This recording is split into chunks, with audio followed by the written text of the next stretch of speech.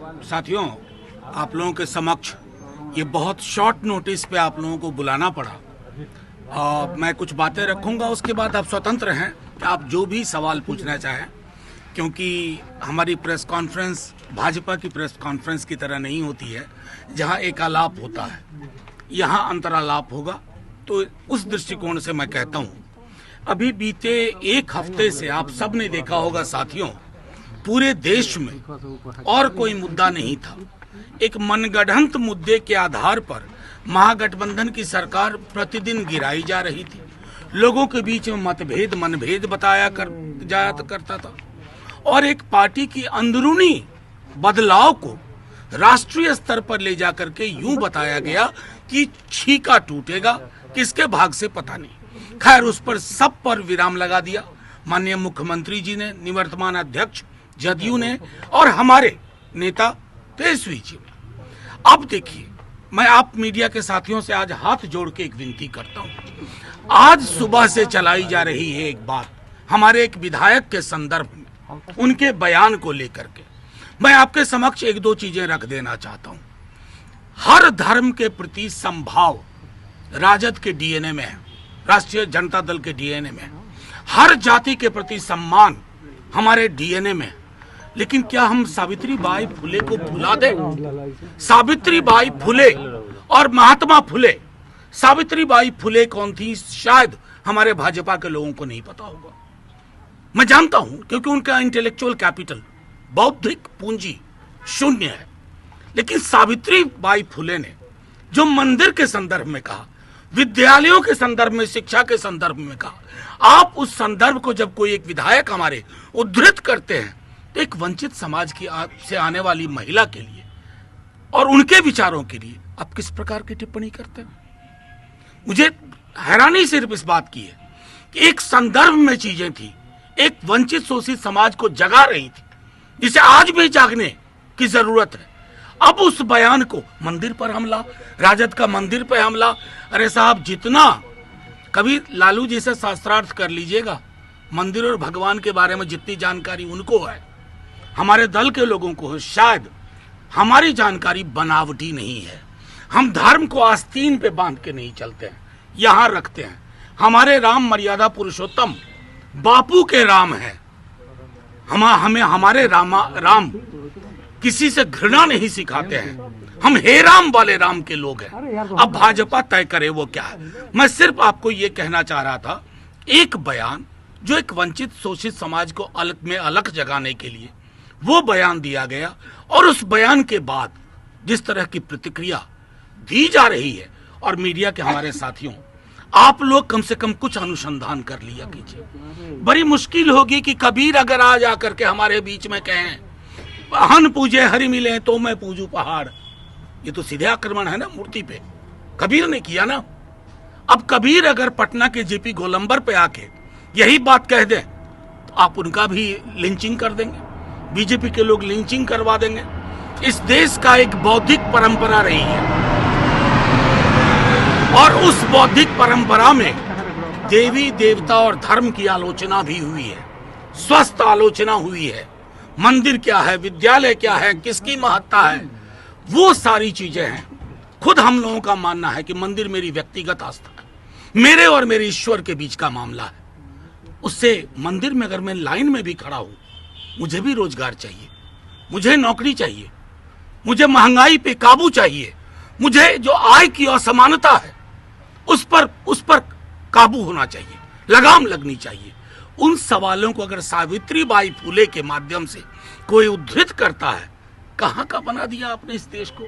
महासागर वाला चरित्र था इस देश का, आपने तो इसको तालाब की तरह गदला बनाने की कोशिश कर डाली। कुमार, उन्होंने फतेह बहादुर सिंह को कायर बहादुर सिंह कहा है, और उन्होंने ये भी कहा है कि आप अगर ऐसा बयान दे रहे हैं तो याद रखिए जनता भूलेगी नहीं। नहीं, देखिए, मैं आप अभी मैंने बात अपनी रख दी ना, नीरज जी भी इसको सुनेंगे, हमारा पक्ष स्पष्ट हो जाएगा।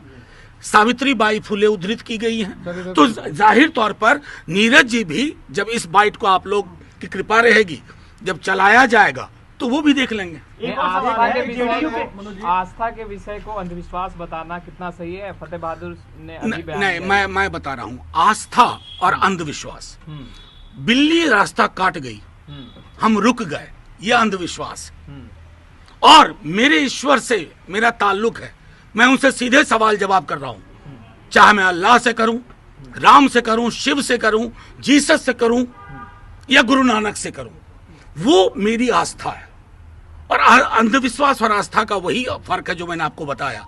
बिल्ली रास्ता काट गई तो फॉर्च्यूनर भी अपनी बड़ी सी गाड़ी को रोक करके खड़े हो जाना, ये अंधविश्वास है। पार्टी क्या कार्रवाई करेगी फतेह बहादुर सिंह के? इतने मेरे प्रेस कॉन्फ्रेंस के बाद अगर आपको ये सवाल सूझा है तो मैं क्या कहूँ। एक बार सावित्री बाई फुले को पढ़ लीजिए। एक मिनट। एक सवाल है कि फतेह बहादुर लगातार इस तरह का बयान देते हैं, माँ दुर्गा के अस्तित्व पर उसने सवाल उठाया, फिर माँ सरस्वती के ऊपर उन्होंने टिप्पणी की, और अब मंदिरों को लेकर जो एक के बाद एक नहीं, फूले नहीं, मैं आपको उन्होंने रखा है, नहीं, लेकिन इससे पहले नहीं, मैं आपकी बात से सहमत हूँ। मैं आपको सिर्फ इतना कहना चाहता हूँ, इस देश की एक बौद्धिक परंपरा रही है। आप आजीविका को पढ़िए, चारवाक को पढ़िए, उन परंपराओं को रहने दीजिए। एक दल के रूप में फतेह बहादुर जी की हर बात का हम समर्थन नहीं करते हैं, लेकिन बौद्धिक परंपराओं को अगर नष्ट कर दीजिएगा ना तो इस देश को गाजर मूली बना के हम रख देंगे। ये देश वो देश है जहां कबीर की पूजा हुई, जिसने हर धर्म को, उसके विश्वास को छील करके रख दिया। कबीरा कुता राम का मुथिया मेरा नाम, गले राम की जेवड़ी जित के चैतित जाऊं, ये कबीर के राम थे, मोदी जी के राम ये नहीं। चलिए, कर्नाटक के मंत्री भी सुधाकर करूंगा कि राजद का पक्ष स्पष्ट है, सर्वधर्म समभाव, सबके बीच में समन्वय, लेकिन मेरी आस्था मेरी व्यक्तिगत चीज है। इसका सार्वजनिक और भोंडा प्रदर्शन भगवान को भी परेशान करेगा। अगर मर्यादा पुरुषोत्तम सचमुच आज पृथ्वी पे आ जाए 22 तारीख के बाद, प्राण प्रतिष्ठा के बाद, 2-4 सवाल मोदी जी को ही पूछेंगे। मेरे युवाओं का रोजगार कहाँ है? देश में इतनी महंगाई क्यों है?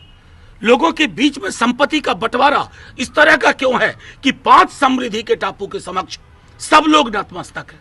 ये मर्यादा पुरुषोत्तम भी पूछेंगे। लेकिन मर्यादा पुरुषोत्तम की उस छवि को मोदी जी समझते नहीं है, भाजपा के लोग नहीं समझते। आपसे आग्रह है, आप लोग संदेश को बीजेपी की ओर से उठाने से पूर्व एक बार अपने तय में उसकी व्याख्या कर लें, उसकी परीक्षा कर लें। नहीं तो वंचित शोषित समाज के लोगों ने जो लिखा, रैदास को क्या करेंगे आप, कबीर को क्या करेंगे, सावित्री बाई फुले का क्या करेंगे, ज्योतिबा फुले का क्या करेंगे, बाबा साहब भीमराव अंबेडकर बोल के गए एनिहिलेशन ऑफ कास्ट, जाति का विनाश, उसका हम क्या करेंगे। और दूसरी छोड़िए, ज्यादा पीछे नहीं ले जाऊंगा, 4 दिन पूर्व असम के सीएम हिमंत बिस्वा शर्मा ने अपने आधिकारिक ट्विटर हैंडल पे लिखा कि शूद्रों का काम है बाकी के वर्णों की सेवा करना। ये हिंदुस्तान है आधुनिक, भारतवर्ष, संविधान से चलने वाला। मुझे दुख हुआ कि मीडिया के एक बड़े वर्ग ने उसको चलाया ही नहीं। तो ये जो है ना, ये लेवल प्लेइंग फील्ड नहीं है। बस आप लोगों से इतना आग्रह है, आप सबों को नव वर्ष की मंगल कामनाएं, शुभकामनाएं। आप लोग खूब तरक्की करें, आपकी माइक बुलंद भी रहे, स्वतंत्र भी रहे। मनोज जी, पहले पुलवामा को लेकर बीजेपी इलेक्शन में गई थी और इस बार राम भगवान को लेकर इलेक्शन में जीत के। देखिए, मैं भगवान राम को जितना जानता हूँ, जितनी हमारी समझ है, भगवान राम को हाथ में लेते ही ना, अगर पॉलिटिकली लेंगे बीजेपी वाले, हाथ झुलस जाएंगे। मैं बता रहा हूँ, हे राम वाली मर्यादा पुरुषोत्तम की जो छवि है, जो आचरण में, व्यवहार में बीजेपी में नहीं दिखती है, वो महत्वपूर्ण है। आप लोग भी उजागर करें। कांग्रेस प्रकरण पे जो मीडिया आईटी सर पकड़ा है, प्रधानमंत्री के साथ उनकी तस्वीरें, कई लोगों के साथ तस्वीरें हैं। मुझे बेहद खुशी है आपने ये सवाल पूछा कि प्रधानमंत्री जी के साथ तस्वीर है, लेकिन वो कुछ नहीं होगा उनको। वो उस मशीन के हिस्सा है ना, जहां सफाई तुरंत 24 घंटे के अंदर कर दी जाएगी, कहा जाएगा इनसे कोई गलती नहीं हुई। कांग्रेस 291 सीट पे लड़ने की तैयारी कर रही है, एक महत्वपूर्ण बैठक। अरे कांग्रेस बड़ी पार्टी है। संजय सिंह है जेडीयू के एमएलसी।